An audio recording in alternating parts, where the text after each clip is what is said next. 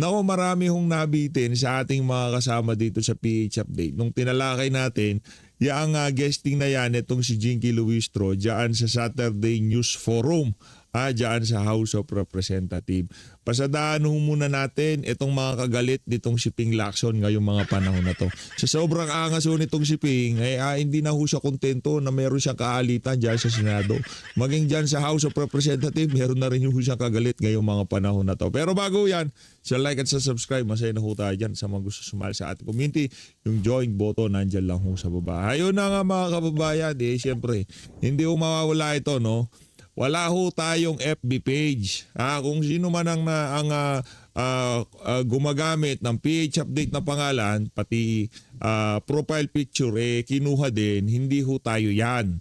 Ang hirap ho kasi dito mga kababayan, baka kung anong i-post ng na yan, ng FB page, at tayo pa ang mapagpintangan. Hindi ho atin yung PH Update Facebook page na yan. Magkalinawan ho tayo. Meron ho akong isang pakiusap. Paki-report na lang ho itong page na to dahil hindi ho atin ito. No, hindi ho hindi ho natin pagmamay-ari itong page na to. Paki-report na lang ho, pakitulungan na lang ho ako. Wala naman ho sana problema kung kuhanin itong mga video natin pero i-post dun sa kung anong page man nila. Walang problema yon. Yung re-upload nila, re-content nila, walang problema yon eh. Okay lang ho tayo dyan. Pero para gamitin yung pangalan na parang ipakita na akin yung page na yan, hindi ho atin yan, ha? Okay lang na, hindi ko sinasabing wag i-re-upload. Okay lang ho na re-upload yung ating mga ginagawang reaction video. Pero para gamitin pati yung pangalan at kung mag-post sila dyan sa Facebook page nila kung ano-ano pagdating ng panahon na sa ating maibibintang, pangit naman ho ata yun. Kaya kung hindi papalitan ng pangalan, nitong walang yang page na to, pati yung pangalan ng YouTube channel natin pinoshare pa, di ba? Pwede okay lang naman kuhanin nyo. Ang dami nga dyan sa page YouTube, kinukuha yung mga video natin. No, re-upload. Wala naman ng problema dyan. Ang problema, baka magka-problema ho tayo pagdating ng panahon dahil dyan sa ginagawa ng mga ilang FB page niya. Rekta na ho tayo dito kaya paki-report na lang ho. Paki-report na lang ho. Kasi hindi naman ho atin yan at ginagamit lang ho yung pangalang PH Update. At huwag nyo na rin share. Basta nakita nyo dyan sa FB page yan. Wala ho tayong kaugnayan dyan sa FB page yan. Yan. Tinabla ng ilang kongresista ang pahayag ni Senate President Pro Tempore Ping Lacson na maaaring hindi mag-convene bilang impeachment court ang Senado. Oras. Malinaw wala hong problema na i-re-upload yung mga video. Okay? Wala hong problema doon. Wala ho tayong issue doon sa pagre-re-upload. Wala ho tayong i-re-upload nyo hanggat gusto nyo. Wala ho tayong problema dyan. Gamitin nyo hanggat gusto nyo. Pero para gumawa ng page at pagmukain na atin yan, na hindi naman sa atin, at pagdating ng panahon, gumawa ng problema yung walang yan at nag-share siya ng kung ano-anong link dyan at tapos sa atin maibibintang, unfair naman ho ata sa atin yan. No? Kaya, please, paki-report ho ng FB page na yan. Maraming salamat ho mga kababayan. Pero kahit mga kasama natin dito, kung gusto nyo i-share nyo ho. I-share nyo, i-repost nyo, i-re-upload nyo, wala ho tayong pakialam dyan. Pero gumawa ng page na pagmukain na atin yun, doon na ho tayo magkakaproblema. Na ma-impeach muli ng Kamara si Vice President Sara Duterte. Para sa detalye, nasa linya ng telepono si Marian Enriquez. Marian, ano ba ang reaksyon dyan ng mga miyembro ng House Committee on Justice? Ruth, pumalag nga yung ilang mga kongresista sa pahayag ni Senator Ping Lacson na posibleng hindi mag-convene ang Senado bilang impeachment court na kung may... Itong si Ping Lacson masyado pang pakipot yung pa-virgin effect pa siya. Nakanantawa ka, isa naman siya sa mga gumugustong ma-impeach si VP Sara. Tapos meron pa siyang mga kaartihan na kesyo hindi magko-convene dahil kukontra yung si ganito, si ganyan. Mailigo talagang yan Ibunto niya ho ang sisi sa kanyang mga kasamahan sa Senado. Yan ang problema kay Pinky. Tumutol o matalo nga raw sa botohan, paano raw magko-convene? Nanindigan yung mga House Justice members na walang choice ang Senado kundi ituloy ang paglilitis. Oras na maipadala sa kanila ang... ano yun? Itong si Defensor, ano yung persahan? Anak ng toko, ano yan? Hindi naman desisyon ni Ping Lacson yan. Pagka napagkasunduhan ng miyembro ng Senado, mga senador na hindi mag-convene, wala namang magagawa si Senate President. Isang boto lang naman siya. Pagka kasi nagtalo-talo sila dyan at umabot dun sa, okay, Hindi tayo umaabot kung saan pagbotohan na lang natin to. Yung mga sang-ayon na mag-convene, magtaas ng kamay. Yung mga hindi sang-ayon, magtaas ng kamay. Tapos yung usapan. At walang magagawa yung mga congressman doon. Pagka umabot yung umabot sa punto na ayaw mag-convene na Senado, sa ano pa mga kadahilanan. Articles of impeachment laban kay Vice President Sara Duterte. Ni hindi nga raw ito dapat pagbotohan. Tutol din si ML Party List Representative Leila De Lima sa mga Nako, si naging ML pahayag Party ni List, Lacson. Posibleng malabag nga raw ng Senado ang saligang batas kung itutuloy ang kanilang paniniwala na magbobotohan at pipigilan ang trial. Malinaw naman daw kasi ang nakasaad sa konstitusyon na oras na may 1/3 ng mga kongresista ang bumotong i-impeach ang isang opisyal at may articles of impeachment na dapat umpisahan ng Senado ang paglilitis forthwith o immediately. At sang-ayon nga sila dun sa dissenting opinion ni Senior Associate Justice Marvic Leonen tungkol dito na dapat wala nang pag-antala. Pakinggan po natin yung mga pahayag ni ML Party List Representative De Lima at Senior Deputy Majority Leader Defensor. Yan. Constitutional duty. Oh, naku, constitution. Bungad pa lang nitong si Defensor, inuurat na ho niya itong si Ping Lacson. Wala. Itong si Ping, di na ho siya nakontento kay Senator Rodante Marcoleta. Di na ho siya nakontento na kaalitan niya lang yung mga kasama niya sa Senado. Dapat sa House of Representatives, meron din siyang kakontrahan. Di ba? Walang nakalagay na kahit anong kondisyon sa ating konstitusyon. Mali yung ginawa last time ng Senado. Hanggang ngayon, paninindigan kong mali na in-archive nila kasi hindi option yon under the Constitution. Imperative constitutional process. The Constitution, the language of the Constitution says shall. Hindi ito may. Hindi sinabi ng Senate. The Senate may convene as an impeachment court once the articles of impeachment is transmitted. They have no choice but to convene once the process is set in motion. And the very process that sets it in motion. Ruth, samantala, nagpulong na rin ngayong araw yung ilang miyembro ng House Justice Committee para nga doon sa sponsorship ng committee report, resolution at articles of impeachment laban sa bise. Si Chairperson Jervy Luistro yung sasalang sa plenaryo para mag-sponsor at magdepensa ng mga nais tumayong mag-interpolate sa impeachment proceedings. Mangyayari po ito sa Lunes, May 11. At sa Lunes na rin, inaasahang magbobotohan yung mga kongresista kung i-impeach si VP Sara. Kung aaprubahan ng... Abangan natin, balita natin, marami daw hong absent dyan sa plenaryo sa Lunes, ha? Yung iba iwas pusoy, di ba? Pwedeng nagkasakit o kung ano pa mga kadahilanan, hindi sila dumalo dyan sa plenary session na yan. Sa tingin natin, hindi naman alam na, ano na yun, kumbaga, naiintindihan na ng sambayan ng Pilipino na yung kung sino man ang absent sa Lunes, hindi ho sila paborable. At malamang sa malamang, kumonsulta sila sa kanilang mga constituent at ang kanilang nakuha sagot, dapat hindi ma-impeach si VP Sara. Simple lang yan. Yang mga aligasyon, akusasyon, binabatong intriga kay VP Sara, daan na lang natin sa botohan sa 2028. Pag natalo si VP Sara, ano nyo na siya, perpetually disqualified nyo na siya. Pero pagka nanalo, ibig sabihin siyambay ng Pilipino, naniniwala na paninira at politika lamang ang naging ugat ng impeachment na yan laban sa kanya. Mga walang basiyang martes lamang itong si Luis Troy ang mga aligasyon na yan. O higit 106 na mambabatas, agad itong ita-transmit sa Senado yung articles of impeachment. Then din yung resolution. Yung Senado nga yung tatayong impeachment court at doon na rin nga i-anunsyo sa plenaryo sa Kamara kung sino yung mga piniling miyembro ng House Prosecution Panel. Ruth? Marian, ano ba ang latest na nila dyan, natali o yung bilang nila dun sa posibleng pipirma pabor sa impeachment? Ruth, ayun nga, kaya Bicol Toro Party List Representative Terry Ridon, base dun sa kanilang mga konsultasyon, umabot na raw sa 215 Nako, ang dami na. 215 na mga kongresista yung bobotong i-impeach si VP Sara. Matatandaan mo, Ruth, 215 din yung opisyal na numero na pumirma doon sa articles of impeachment noong nakaraang taon po yan, noong February 2025, 19th Congress nang impeach si VP Sara dito sa Kamara. At yan nga yung inaasahan din na numero, kung hindi nga mas marami pa doon sa 215.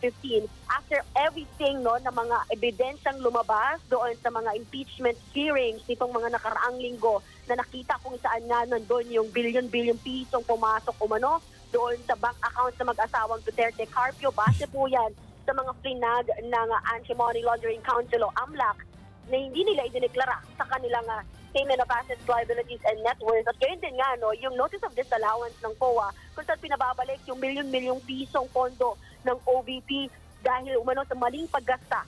Anak ng tao ka, akala mo naman tong reporter talaga na to. Ilan ba? Ano lang naman, nagtatanong lang naman, ilang maleta ho ba, ma'am? Ano yan, bata ho siguro ni Martin Romualdez yan. Tambay yan sa House of Representatives. Baka ano yan, baka karapat-dapat din siya tanongin na ilang maleta ho ba, ma'am? Kung makapag-report ka naman ay pinapabalik, hindi pa final. At ang kampo ni VP Sara ay dudulog talaga sa Korte Suprema diyan sa ginawa na yan ng Commission on Audit dito kay VP Sara. Pampihira ng talaga. confidential funds ni VP Sara. Natin. Yan po ang Exos Report ni Marian Enriquez mula sa Alam nyo na ako pangalan, si Marian Enriquez. Langyang Marian Enriquez na yan. Dito tayo. Kaya tayo kay Jinky Luistro. Ano ho siya ramdam mo natin yung pagkabahala sa kanya dito sa press con niya na to sa Saturday News Forum. No? Napanood nyo na ho yung unang bahagi ng ating video kaugnay dito sa mga naging sagot dito si Jinky Luistro. Diyan sa Saturday News Forum diyan sa House of Representatives. Tuloy ho natin mga kababayan. That as well. Pero meron ng names na nakakrop up sa prosecution panel? Since I presided the Justice Committee, I took the initiative of volunteering names of justice members who have correct appreciation of the case. Mahalaga po na ang tatayong taga-usig or prosecutors ay lubos na nauunawaan ang kaso. And Tsaka dapat lawyers.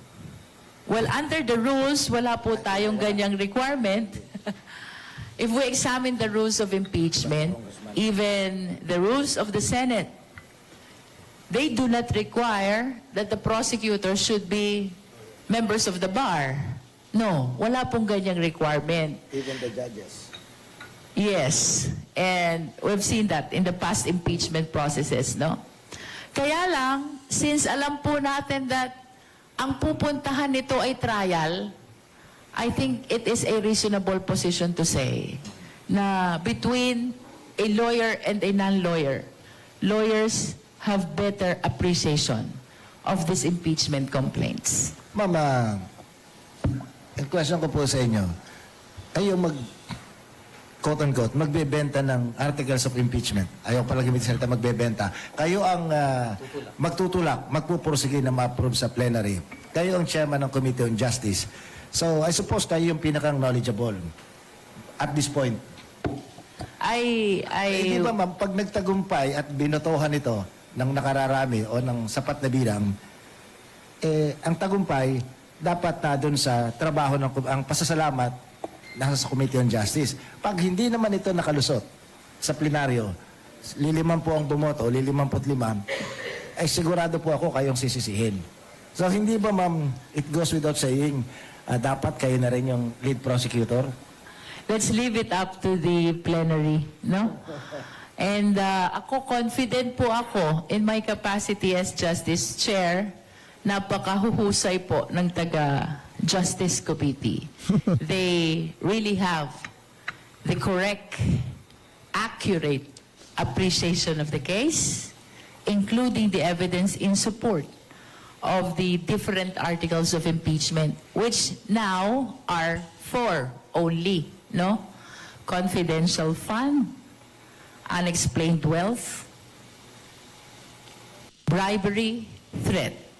That's how we consolidated the different grounds of impeachment, no?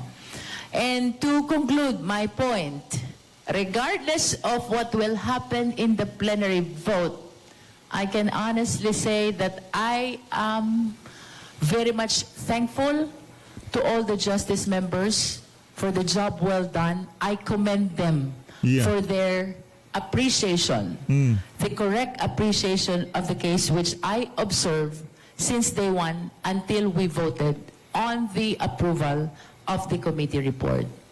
Perhaps some may not be observing Ang chairman po ng Justice Committee, I never voted in the so many concerns that we voted on in the Justice Committee, no? I was just observing how the Justice members vote. And indeed, I do commend them for their correct appreciation of everything that we resolve before the Justice Committee. Ang daming beses po nilang bumoto. One is on the form, next is on substance, third is on the ground, and fourth is on probable cause. And I really commend how they appreciated both the arguments and the evidence which guided them in voting on these 4 important questions before the Justice Committee. Ano yung magiging role ng private prosecutors as compared to yung prosecutors ng Justice Committee? Well, just on the assumption na makalusot po ito sa plenary, no? Because this is my first time also to participate in an impeachment, if ever, in the trial. Ang nakikita ko po sa ordinary criminal case hearing, the private prosecutor must always be under the control and supervision of the public prosecutor, which means that the public prosecutors should always be the lead, and the private prosecutors can assist. We checked also what happened during the Corona impeachment. Ang sabi ni then presiding officer, JPE, Juan Ponce Enrile, yung mga parliamentary concerns must be done by the public prosecutors.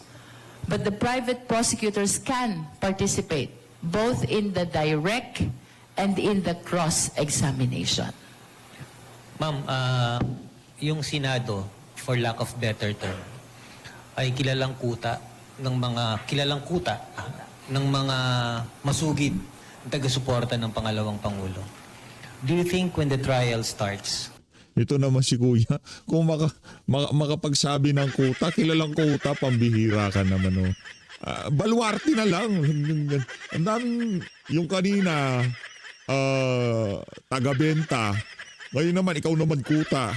Pambihira, kaya siguro hindi sumisika yung Saturday News Forum na yan dahil dyan sa mga nagtatanong na to. Yan. dadalo ang pangalawang Pangulo dito, bagay na hindi niya ginawa sa kabila ng napakaraming imbitasyon ng inyong komite? I wish to believe na dadating ang Vice Presidente. Why? Not only because of what you said na ito yung kuta ng mga kakampi, no? But because this is her last opportunity to present her evidence. And if she will be missing this opportunity, then we have reason to be. Ang dating parang concern to si Bacolod dito kay VP Sara. Kaya kumuha siya ng abogado niya eh. Pero kung ang rules ginawa niyong makakapag-cross-examine dyan pa lang sa pagdetermina ng probable cause yung mga abogado ni VP Sara, tatalo siya dyan. Kaso alam niya na magiging one-sided yan, kaya hindi na siya dumalo. Believe na baka nga mag-result ito sa conviction.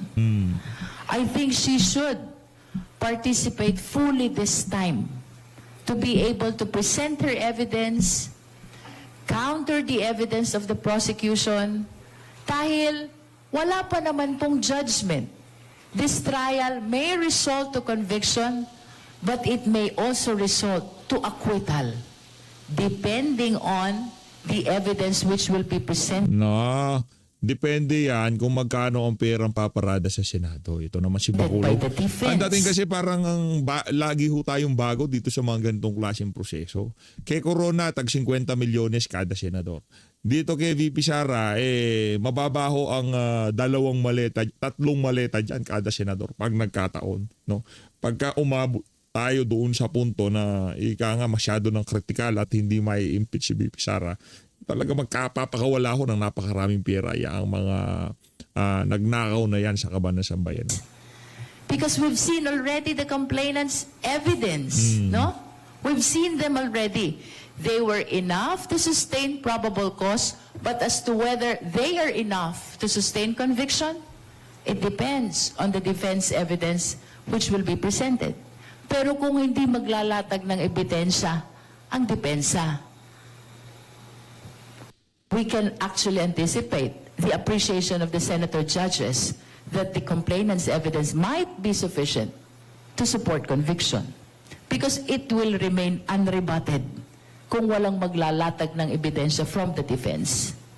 Napakahirap po nun. Kahit po sa ordinary court proceeding, pag naglatag ng ebidensya ang complainant, walang nilatag ang depensa, yun pong ebidensya ng complainant, we consider it unrebutted, unquestioned, no? In which case, there's a big chance of appreciation by whoever will resolve the case. Ma'am, all the charges leveled against the Vice President are now in the open. Gusto lang namin kunin yung opinion nyo bilang isang batikan at hinahangaan na manananggol. What could be her strongest defense at this point?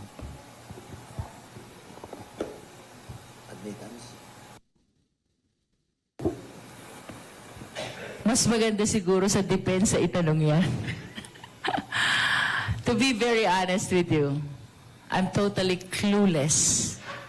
And even if I put myself in the shoes of the defense, I would really find it very difficult how to establish my defense. Having seen the evidence presented by the complainant already, most especially the AMLAC report vis-a-vis the SALN. Ma'am, itong impeachment isang polarizing exercise. Pero even before this impeachment proceedings, polarized na ang ating lipunan eh. Polarized din yung Senado. Nabanggit niyo yung corona trial, ganun din naman ng panahon ng corona trial eh. Polarized na ang Senate, polarized ang lipunan for or kontra corona. Pero yung boto, tatatlo ang natira for corona. Ang tanong ko sa inyo, ma'am, yung ganun bang sitwasyon ay pwedeng mangyari muli?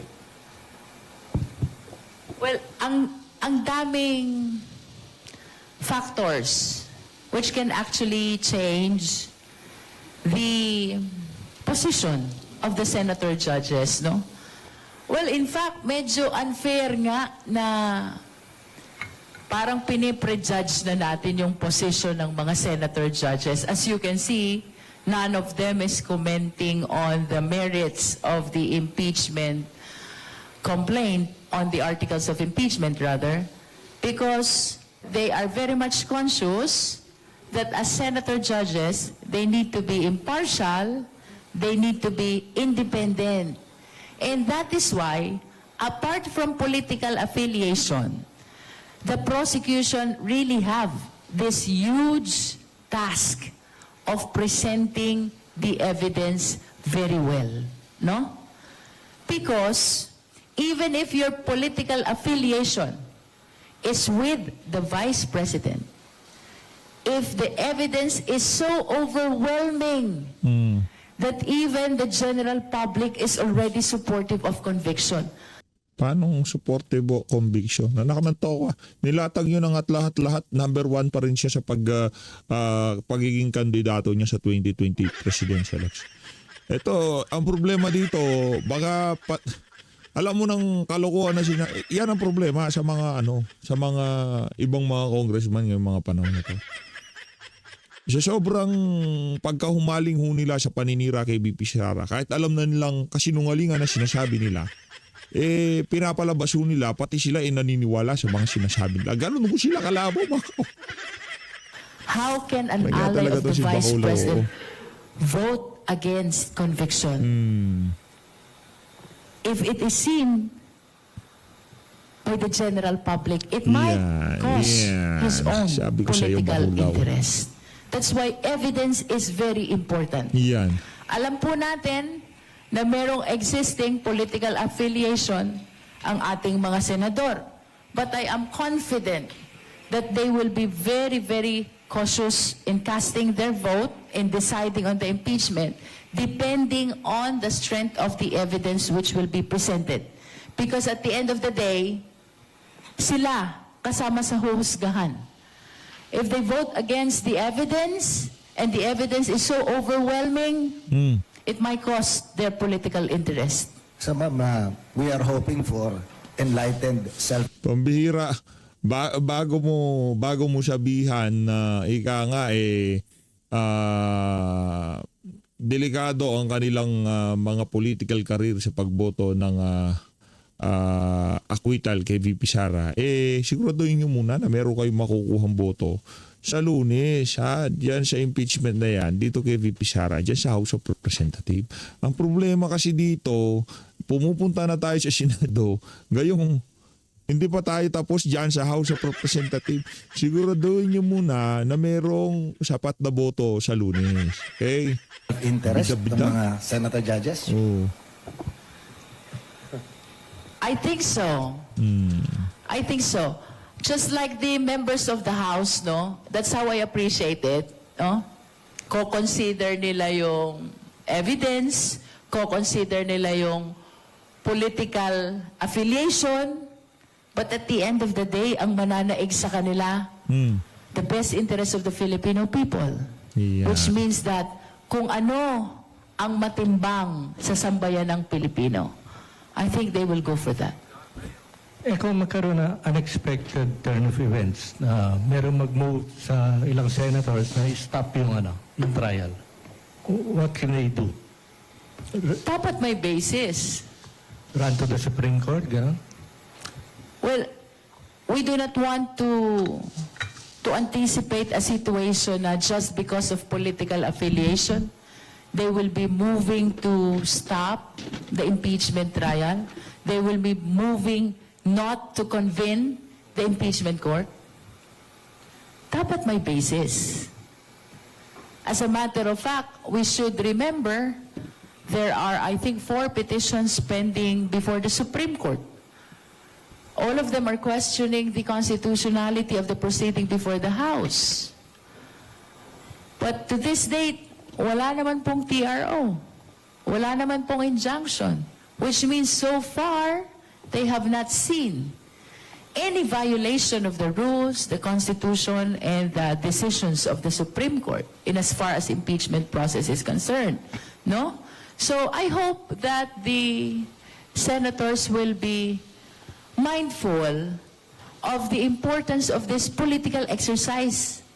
As a matter of fact, there's a specific article in the Constitution dedicated for impeachment. Yan. So, the decision of whether to stop or not should not be based solely on political affiliation.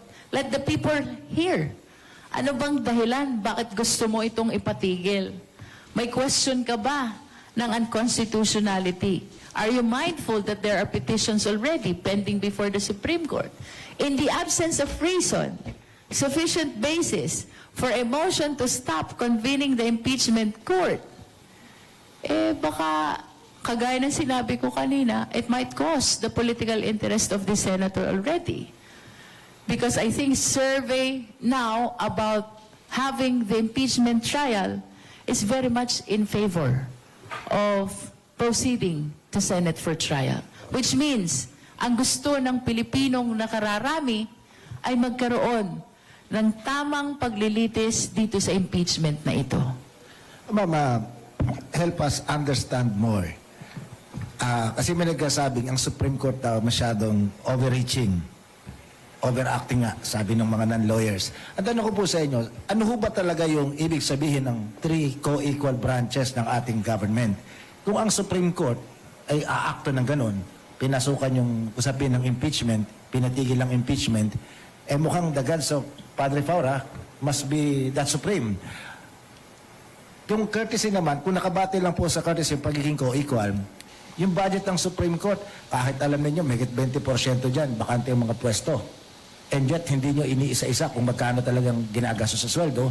At the end of the fiscal year, dinedeklarang savings, tapos pinaghahati-hatian bilang bonus. Pero hindi ini-scrutinize ng mga kongresistang budget ng Supreme Court in the name of respect and being co-equal. Pero parang hindi yata nare-reciprocate yung equal respect na binabagay. So ang tanong ko po sa inyo, ano ba talaga pinagbabatayan para maging co-equal? Kasi kung pahintuin ng Supreme Court yan, anong gagawin? Sabi ni Senador Tito Soto, trabaho namin to . Imagine yung Senate President, pinagpapaliwanag ng Supreme Court doon sa kanyang comment. Ano naman yun? Ito naman si Shiro. Mag-abogado ka muna. Pambihira naman oo. Ano reciprocal? Ano?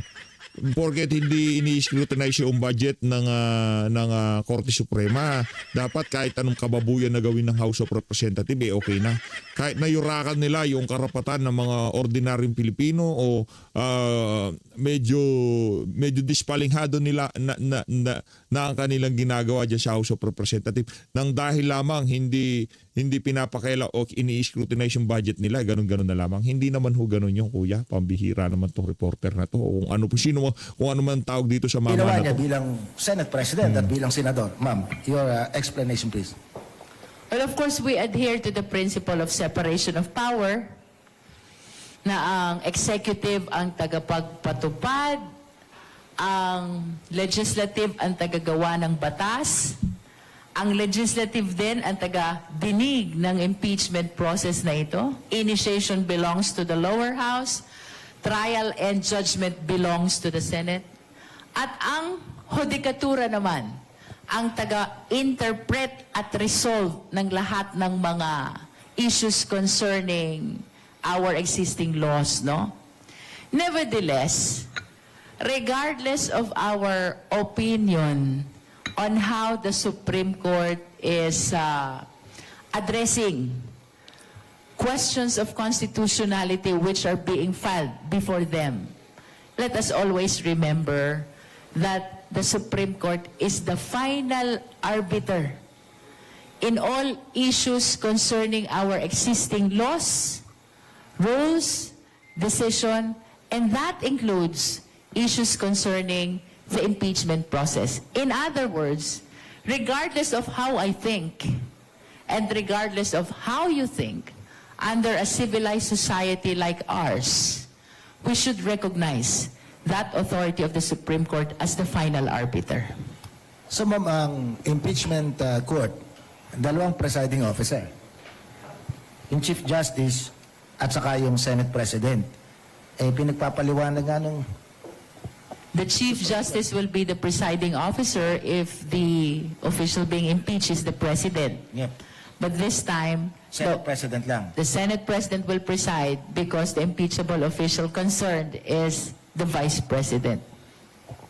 So ma'am, may chance bang mangyari yung sinabi ng isang senador, Robin Padilla, sabi niya, tungkulin daw nila sa minorya na umopose, kaya nga the opposition exactly yun ang kanyang words na ginamit. Pwede bang mangyari yun na magbotohan yung senador? Ayaw namin ng impeachment, mas marami kaming umaayaw. Pwede bang mangyari yun?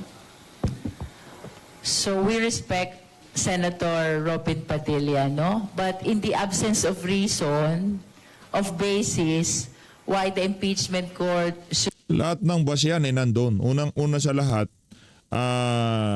kahit isa-isahin natin kung ilan man yung mga articles of impeachment na maipadala sa Senado, kahit tayo ho dito sa PH Update, masasabi ho natin na karamihan o lahat ng mga ipapadala dyan nakabase sa chismis, intriga, at yung iba naman dahil sa maleta.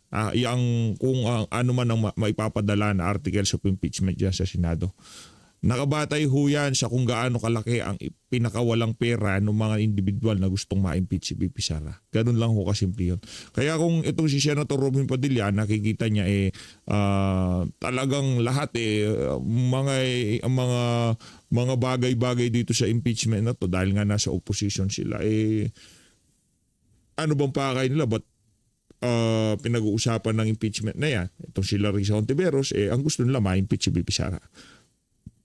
Ganon din naman pagdating diyan sa minority, ang gusto nilang mangyari magkaroon ng parehas at tamang pagtimbang sa mga ebidensya na ilalatag diyan. Ngayon kung yun ang kanilang pagbabasihan, doon pa lang ho sa pagpipresenta o pagkuha ng mga dokumento, ebidensya na gagamitin laban dito kay BP Sara. Halimbawa na lang yung kay Trillanes. Mantakin niyo ho yun mga kababayan. Hindi man lamang tinanong si Trillanes, saan mo galing yung mga ebidensya niya?